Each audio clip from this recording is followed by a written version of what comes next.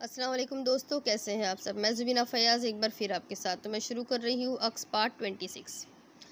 हाशिम खान को मुंह की खानी पड़ी थी। बड़े खुश थे वो कि उन्होंने बहुत बड़ा पाला मार लिया है और मिर्ज़ा इख्तियार बेग को बेहतरीन शिकस्त दे दो चार किया है। इन कामों में ताहिरा जहां बेगम इनकी मावन रही थी और वो खुशी से फूले नहीं समा रहे थे कि उन्होंने बेटी के लिए एक बहुत बड़ी दौलत और जायदाद हासिल कर ली है। लेकिन जो हुआ था वो बहुत ही खौफनाक हुआ था। 24 घंटों तक वो सोचते रहे थे।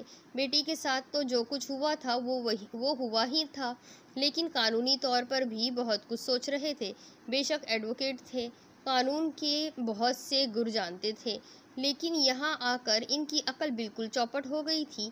बहरहाल सोचने समझने के बाद वो मिर्ज़ा इख्तियार बेग के पास पहुँच गए। मालूमात करने पर पता चला था कि मिर्ज़ा इख्तियार बेग आज ऑफिस नहीं आए, घर पर ही है। चुनांचे इनकी कार मिर्ज़ा इख्तियार बेग के घर पर रुक गई और वो नीचे उतरकर अंदर दाखिल हो गए। मुलाजिम से उन्होंने इतला करा दी कि हाशिम खान आए हैं। मुलाजिम जानता था कि वो मिर्ज़ा साहब की समधी है। उसने एहतराम से उन्हें ड्राइंग रूम में बिठाया और अंदर जाकर इतला दी थी। थोड़ी देर के बाद मिर्ज़ा इख्तियार बेग ड्राइंग रूम में पहुंच गए। हाशिम खान ने उन्हें सलाम तक नहीं किया था। कहिए हाशिम साहब, मिजाज शरीफ कैसे हैं आपके। मिर्ज़ा इख्तियार बेग, आपको पता चल गया होगा कि आपकी खुशी पूरी हो गई है, हाशिम खान ने तंजिया अंदाज में कहा। अरे हाँ, कमाल हो गया है हाशिम खान, मगर कोई कमाल नहीं हुआ। कुदरत के खेल ऐसे ही होते हैं। कुदरत के खेल, हाशिम खान ने तंजिया अंदाज में कहा। तो और क्या, देखें, मैंने और तज़ीन ने तो सब्र किया था, और सब्र मैंने नहीं किया हाशिम खान साहब, बल्कि उस नेक बच्ची ने किया। कहने लगी, पापा अगर दानिश दूसरी शादी करके खुश हैं तो उन्हें रहने दें, मेरा क्या जाता है, मुझे तो आपका सहारा हासिल है। असल बात तो ये है मिर्ज़ा इख्तियार बेग कि इसे आपका सहारा हासिल है। एक बात आपसे कह दूँ हाशिम साहब, तज़ीन के लिए अपने लहजे में एहतराम और दिलचस्पी रखें, वरना मैं आपको दोबारा बोलने के काबिल नहीं छोड़ूंगा। अपने मुलाजिमों को बुलाऊंगा और इनसे कहूँगा कि आपके मुंह में एक भी दांत बाकी ना रहने दें, आपके जबड़े तोड़ दें, और इसका नतीजा आपको मालूम होगा मिर्ज़ा साहब। हाशिम खान ने कहा। हाँ हाँ मालूम है, आप इस बात को जाने दें। मैंने जो कहा है उसका ख्याल रखें। मैंने तो तज़ीन के बारे में एक लफ्ज़ भी नहीं कहा। हाँ, मगर मैंने आपको वार्निंग दे दी है कि कहना भी मत। आपको मालूम है कि दानिश ने मायरा को तलाक दे दी। जी जी, ये खुशखबरी मैं सुन चुका हूँ, लेकिन मैं आपको बताऊँ, मैंने इस सिलसिले में एक लफ्ज़ भी नहीं कहा है। लेकिन साजिश आप ही की काम कर रही है, हाशिम खान ने कहा। हो सकता है ऐसा हो, आप आगे का कहें। ये अच्छा नहीं हुआ, और आगे कहें, मिर्ज़ा इख्तियार बेग ने कहा। दुश्मनी कायम हो गई है। दानिश को नुकसान पहुंचाएंगे आप। मैं सिर्फ एक बात कहना चाहता हूँ। फरमाइए फरमाइए। दानिश को अपना फैसला वापस लेना होगा। अरे, क्या आप मजहब से भी खारिज हो गए हैं? कैसी बातें कर रहे हैं आप। तलाक देने के बाद क्या तलाक वापस ली जा सकती है एडवोकेट साहब? आप मेरे गुस्से को भड़का रहे हैं। बेहतर है कि इस गुस्से को दिल में दबाए यहाँ से बाहर निकल जाइए। क्या फ़ायदा आपको आपके गुस्से समेत गहराइयों में ढकेल दिया जाए। और सुनिए, जो दौलत आपने हासिल की है वो अपनी दानिस्त में ये समझा है कि आप अरबपति बन गए हैं, और वो पूरी शराफत के साथ वापस इन्हीं अकाउंट में मुंतकिल कर दे जहाँ से ये आप तक हुई है, वरना 3 दिन के बाद अखबारात आपकी साजिश को तशत अज़हाम कर देंगे।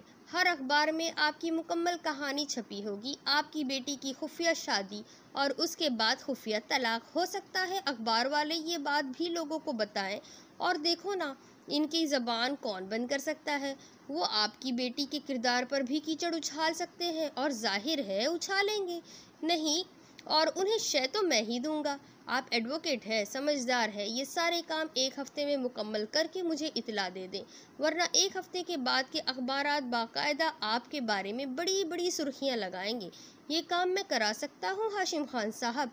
जाहिर है अब मैं तुम्हें चाय या कॉफ़ी के लिए तो पूछूंगा नहीं, क्योंकि आपका मुझसे कोई दोस्ती का रिश्ता तो रहा नहीं। इसलिए आप खामोशी से मेरे सामने ही खड़े ना हो और बाहर निकल जाए। मिर्ज़ा इख्तियार बेग ने एक मुलाजिम को आवाज़ दी तो मुलाजिम अंदर आ गया। हाशिम खान साहब को एहतराम के साथ इनकी कार तक छोड़ाओ, उन्होंने मुलाजिम को हुक्म दिया और हाशिम खान जल्दी से खड़े हो गए। उसके बाद वो मुलाजिम के साथ साथ बाहर निकल गए। दूसरी तरफ ताहिरा जहां बेगम अपनी जैसी काविशों में लगी हुई थी, अजीब कमाश की खातून थी। इधर बाबर शाह लूट मार में लगा हुआ था। इसका तो काम ही यही था, जो कुछ भी हाथ आ जाए हाजरात के अमल के लिए उसने तमाम तैयारियां कर ली थी और ताहिरा जहां बेगम ने ग्रीन सिग्नल दे दिया था। चुनांचा बाबर शाह साहब खुफिया तौर पर ताहिरा जहां बेगम की कोठी में पहुंच गए। उन्होंने मुलाजिम को क्वार्टर में चिल्लागा बनाई और इसके बाद तैयारियों में मसरूफ़ हो गए। बड़े से कमरे को साफ़ सुथरा करके उसमें कुछ जादू मंत्रों वाली चीज़ें इकट्ठा की। उसके बाद चिल्ला करने बैठ गए। जादू इन्हें असिस्ट कर रहा था। वो चिल्लाकशी करते रहे और सारी रात ना जाने क्या क्या पढ़ते रहे। दूसरे दिन कोई 11 बजे का वक्त था कि अचानक उन्हें यूँ महसूस हुआ जैसे कुछ हो रहा है। ताहिरा जहां बाबर शाह के पास नीचे ही थी कि दरवाजे पर दोबारा दस्तक हुई और बाबर शाह ने चौंक कर इधर देखा। तज़ीन दरवाज़ा खोलकर अंदर दाखिल हुई थी। उसकी आंखें अंगारों की तरह सुर्ख हो रही थी। बदन पर एक सफ़ेद ढीला ढाला लिबास था और दर हकीकत वो इस वक्त कोई रूह ही मालूम हो रही थी। अंदर दाखिल होकर उसने दरवाज़ा बंद कर दिया और बाबर शाह को घूरने लगी। बाबर शाह को हैरत थी कि बाहर मौजूद जादू को क्या हुआ, क्योंकि जादू को उन्होंने पहरे पर लगा रखा था। तज़ीन जिस तरह अंदर दाखिल हुई थी वो ज़रा गैर यकीनी सा अमल था। बाबर शाह खुद भी कुछ बौखला सा गया था। तज़ीन एक दीवार से टेक लगाकर खड़ी हो गई। फिर उसने बाबर शाह की तरफ देखकर कहा, मैंने तुझसे कुछ कहा था ना बाबर शाह, मैंने कहा था ना कि बिला वजह हमाकतें ना कर। मेरा खेल बिल्कुल अलग है। तूने गलत किया बाबर शाह। बोल, मैं तेरे साथ क्या सलूक करूं? कौन है तू? मैं हाजरात के अमल पर जो कुछ तुझे करना चाहिए था वो क्यों नहीं किया तूने? मैं तुझे बताऊं, तज़ीन ने कहा और 2 कदम आगे बढ़ी। बाबर शाह जल्दी से उठकर खड़ा हो गया। उसने इधर उधर देखकर दहशतज़दा लहजे में कहा, बड़ी खतरनाक रूह है तू। आ तो गई है, लेकिन तेवर ज़रा गलत है। जवाब में तज़ीन का एक ज़ोरदार थप्पड़ बाबर शाह के मुंह पर पड़ा और बाबर शाह को यूँ लगा जैसे उसका जबड़ा हिल गया हो। इसके मुंह से एक डरी सी आवाज़ निकली। दानिश और ताहिरा जहां बेगम सख्ते के आलम में दीवार से लगे हुए खड़े थे, दोनों दीवार से ही चिपक गए। कहा था ना मैंने तुझे बाबर शाह कि मेरे साथ कोई बदतमीज़ी ना होने पाए। हर जगह ये सब कुछ नहीं चलता। मेरी बात सुनो, मैं तुझे फना कर दूंगा, भस्म कर दूंगा, ख़त्म कर दूंगा। तज़ीन 2 कदम आगे बढ़ी तो बाबर शाह जल्दी से पीछे हट गया। तज़ीन ने एक उल्टा हाथ बाबर शाह के मुंह पर मारा तो इसकी ज़बान जैसे कि कट ही गई हो और खून की लकीर बाबर शाह के मुंह से नीचे फूट आई। देख देख देख देख, मेरी बात सुन, मैं तुझसे कह देता हूँ। लेकिन इससे पहले कि बाबर शाह कुछ और कहे, तज़ीन का एक और थप्पड़ उसके मुंह पर पड़ा। अरे तेरा सत्यानाश जाए, तेरा सत्यानाश जाए। बाबर शाह ने अपनी चिल्लागा के ऊपर से छलांग लगाई और गड़ाब से खुले दरवाजे से बाहर निकल भागा। तज़ीन पुरवकार अंदाज में खड़ी उसे देखती रही।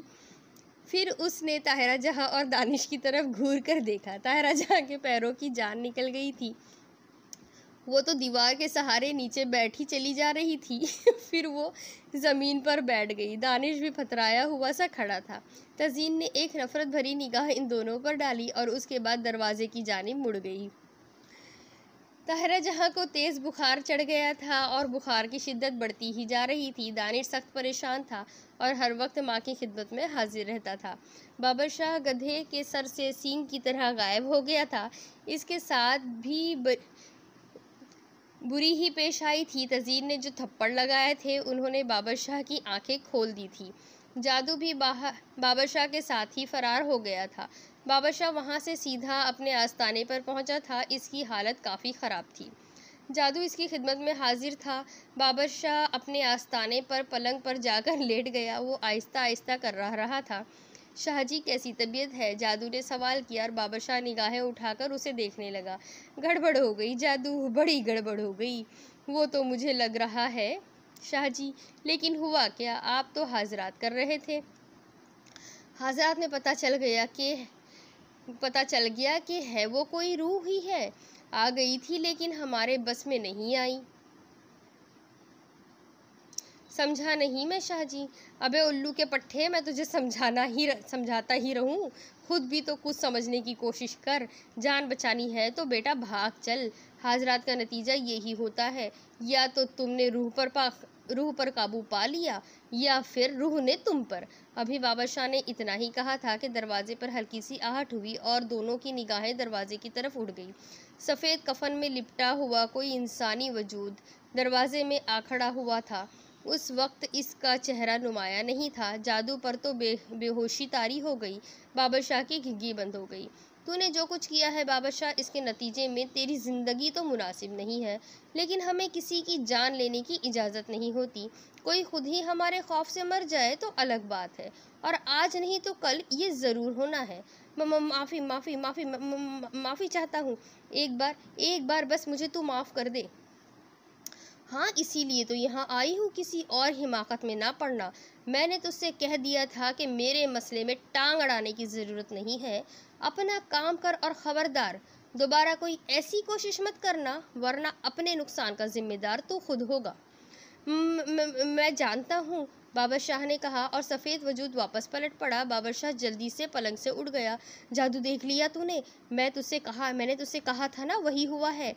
अब बेटा आग लगाओ इस आस्ताने वगैरह को और निकल चलो यहाँ से। तू अपना रास्ता देख, मैं अपना। मैं तो ये काम छोड़ रहा हूँ। अल्लाह ने मुझे बहुत कुछ दे दिया है, अपनी ज़िंदगी गुजार सकता हूँ। और मेरा क्या होगा शाहजी? जादू ने रिंधे हुए लहजे में कहा, और बाबर शाह कुछ सोचने लगा। फिर बोला, ड्राइवर को निकाल देता हूँ।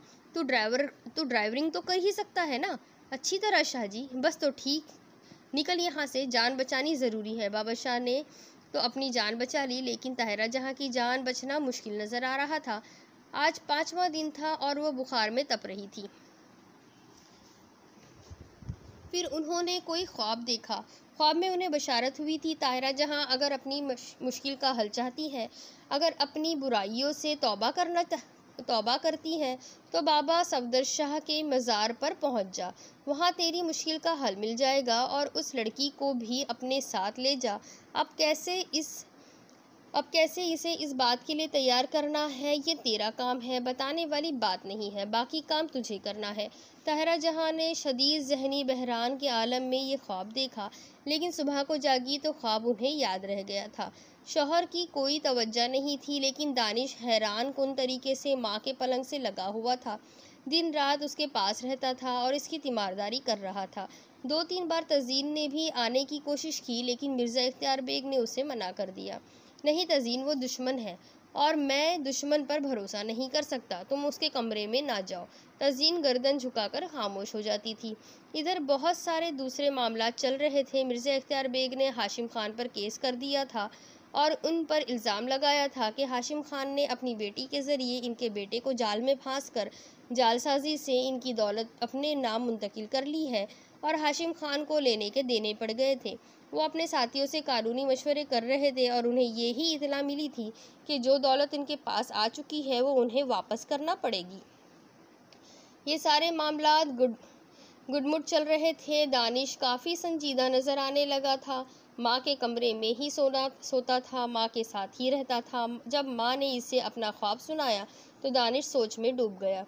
बाबा सफदर शाह का मज़ार कहाँ है मम्मा? मैं नहीं जानती, मालूमात करना पड़ेगी। मैं मालूम करता हूँ। और दूसरे ही दिन उसने बाबा सफदर शाह के मज़ार के बारे में मालूमात हासिल कर ली।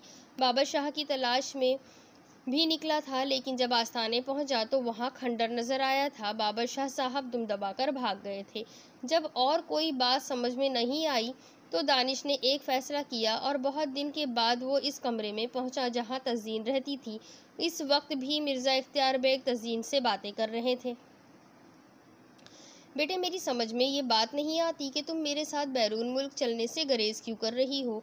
मैं तो तुमसे एक सीधी सीधी बात कहता हूँ, इस बदमाश से तलाक लो, मैं तुम्हारी दूसरी शादी कर दूंगा। तज़ीन हंस पड़ी। नहीं पापा, मैं कुछ नहीं करूँगी, बस मुझे पड़ा रहने दे, मैं खुद भी कुछ फ़ैसले कर रही हूँ। ये तमाम बातें हो रही थी कि दानिश संजीदा चेहरा लिए हुए बाप के कमरे में दाखिल हुआ। तज़ीन और मिर्ज़ा इख्तियार बेग ने उसे देखा। मिर्ज़ा इख्तियार बेग के चेहरे पर नफ़रत के आसार फैल गए थे। दानिश ने कहा, बैठ सकता हूँ पापा? हाँ बैठ, मिर्ज़ा इख्तियार बेग बेदिली से बोले और दानिश बैठ गया। पापा, आपसे एक दरख्वास्त करना चाहता हूँ। बोलो। मैं आपका इकलौता बेटा हूँ ना? हाँ, हो तो सही बेटे, लेकिन तुमने जो कुछ किया है मेरे साथ, उसके बाद मेरा तो ख्याल ये है कि तुम्हें आखिरी काम एक और करना चाहिए, और वो आखिरी काम ये है कि मुझे अपनी वल्दियत से खारिज कर दो। मैं और कुछ नहीं कहता पापा, आप जो कुछ कह रहे हैं वही ठीक होगा, गलती मेरी है, बस एक आखिरी दरख्वास्त लेकर हाजिर हुआ हूँ। बोलो बोलो। मेरी माँ मर रही है पापा, वो आपकी बीवी भी है, मेरी माँ भी है, बहुत से रिश्ते हैं हमारे एक दूसरे से। आगे बोलो बेटा, आगे बोलो। पापा, वजह तज़ीन है, तज़ीन मेरी दरियाफ्त है, आप चूँकि इसे बहुत ज़्यादा चाहते हैं, मैं इसे बुरा नहीं कहूँगा पापा, मेरी एक आखिरी ख्वाहिश पूरी कर दे। बोलो बोलो, क्या है? पापा, एक मज़ार है यहाँ, बाबा सफदर शाह साहब का, इसके बारे में सुना है क्या आपने? वहाँ जाकर अगर कोई किसी बात का इकरार करता है तो इससे झूठ नहीं बोला जाता, वो सच बता देता है। तज़ीन के बारे में हमारे कुछ शबहात है पापा, मैं चाहता हूँ कि मम्मा, मैं, आप और तज़ीन बाबा सफदर शाह के मज़ार शरीफ पर चले और वहाँ जाकर तज़ीन अपनी हकीकत के बारे में बताए। पापा, एक वादा करता हूँ मैं आपसे, अगर तज़ीन ने वहाँ जाकर जो भी सच्चाइयाँ बयान की, मैं इन पर भरपूर यकीन करूँगा, और पापा, आप देखेंगे कि मैं इसके बाद में तज़ीन के कदमों में रहना अपने लिए बाअस फ़ख्र समझूंगा। पापा, अगर तज़ीन मेरी ये ख्वाहिश पूरी कर दे तो मैं ज़िंदगी भर आपका और उनका एहसान मानूंगा। मिर्ज़ा इख्तियार बेग चंद लम्हात दानिश को देखते रहे और फिर उनकी निगाहें तज़ीन की जानिब उठ गई। तज़ीन के होठों पर एक अफसरदा सी मुस्कुराहट फैल रही थी। उसने आहिस्ता से कहा, मैं तैयार हूँ पापा। बाबा सफदर शाह साहब के मज़ार पर बड़ी रौनक थी, अकीदतमंद आ जा रहे थे। मिर्ज़ा इख्तियार बेग जो सिर्फ इसलिए तैयार हो गए थे कि तज़ीन भी तैयार थी, इसके अलावा ख़ुद इनके सामने ताहिरा जहाँ ने यह एतराफ़ किया था कि बाबा सफदर शाह के मज़ार पर तज़ीन ने जो कुछ भी कहा वो इसे सच तस्लीम करके तज़ीन से सारा तनाज़ा ख़त्म कर देंगी। वो कोई दिन की बुखार ने इनकी हालत तबाह कर दी थी, लेकिन वो इस वक्त बड़ी पुरुमीद थी और अपने पैरों से चलती हुई बाबा साहब के मज़ार तक पहुंची थी। मिर्ज़ा मज़ार शरीफ के अहाते में दाखिल होने के बाद वो मज़ार के पास पहुंच गए। तज़ीन, मिर्ज़ा इख्तियार बेग, दानिश, ताहिरा जहाँ भी मज़ार शरीफ के पास जा खड़े हुए। तज़ीन के होठों पर अब भी एक पुरस्रार मुस्कुराहट खेल रही थी।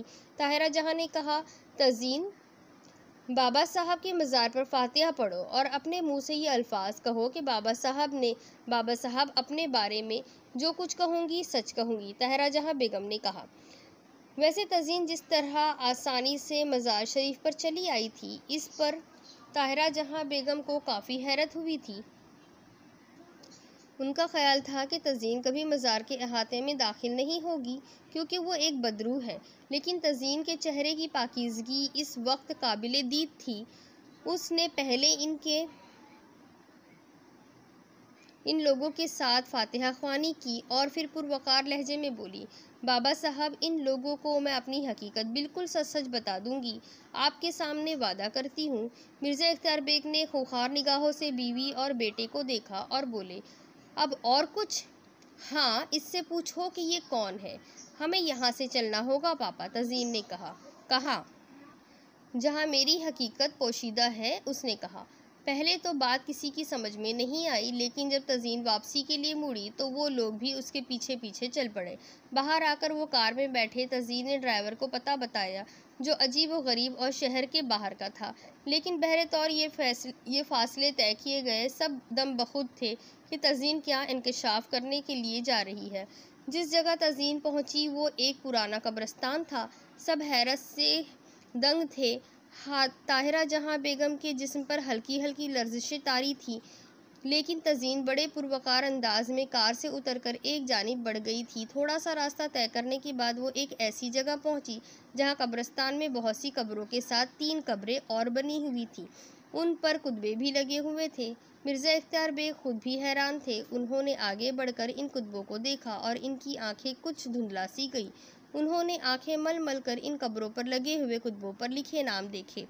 ताहिरा जहां बेगम भी आंखें फाड़ फाड़ कर इन नामों को पढ़ने की कोशिश कर रही थी। इनमें से एक पर लिखा था फयाज अली, दूसरे पर लिखा था अतिया बेगम जोजा फयाज अली, तीसरे पर लिखा हुआ था दिल आवेज, एक दिल आवेज फूल जो खिलने से पहले मुरझा गया। मिर्ज़ा इख्तियार बेग ने दोनों हाथ सीने पर रख लिए थे, तब तज़ीन की आवाज़ उभरी। हाँ, मैं दिल आवेज़ हूँ पापा, मैं दिल आवेज़ हूँ। काश मैं आपको, आपके इस नंगे इंसानियत बेटे को ऐसी सज़ा दे सकती जो कायनात में एक मिसाल बन जाती। मेरे पुरसुकून ख़ानदान को तबाह करने वाले आप लोग हैं पापा। अगर आपको अपनी बेटी, अपनी बीवी और बेटे पर इख्तियार नहीं था तो आपने अपने मुखलिस मासूम दोस्त के घर का रुख क्यों किया था? बताइए, मेरा क्या कसूर था? क्या आपने मुझे अपनी दीवानगी की भेंट चढ़ा दिया? देखिए मैं कौन हूँ, मुझे पहचानिए। ताहिरा जहाँ बेगम, देखो मुझे, देखो दानिश। उसने दूसरे हाथ से अपने चेहरे से एक नकाब सी उतार दी और वो सब आंखें फाड़ कर उसे देखने लगे। वो दिलावेज थी, फयाज अली की बेटी दिलावेज। हाँ पापा, फयाज अली और मेरी माँ अतिया बेगम को आप लोग तो भूल गए होंगे। खुदकुशी कर ली थी इन बेगुनाहों ने मेरी मौत के बाद। ख़त्म हो गए थे, हम तीनों बेकसूर थे पापा। लेकिन मेरे दिल में एक दुख था, मेरी रूह भटक रही थी। पहले तो मैंने यही सोचा था कि मैं आपके अहले ख़ानदान से ज़िंदगी छीन लूँ, लेकिन रूहों को ये इख्तियार हासिल नहीं होता। ठीक है पापा, आपको पता चल गया मैं कौन हूँ। ताहिरा जहाँ बेगम, आपको पता चल गया? हो सके तो अपने ज़मीर से माफ़ी मांग लीजिए। हम तो इस दुनिया में है ही नहीं। चलती हूँ पापा, अल्लाह हाफिज़, दिलावेज़ ने कहा और वो रोती हुई नज़रों से आहिस्ता आहिस्ता वो आगे बढ़ी। फिर किसी संदूक के ढक्कन की तरह अपनी कब्र का तावीज़ उठाया और उसमें दाखिल हो गई। चंद लम्हों के बाद तावीज़ बंद हो गया। दफतन ही दानिश के हलक से एक हौलनाक कहकहा नमूदार हुआ। उसकी आंखें खून की तरह उबल रही थी। वो ताहिरा जहाँ बेगम को घूरता हुआ बोला, कसूरवार तुम हो मम्मा, कसूरवार तुम हो।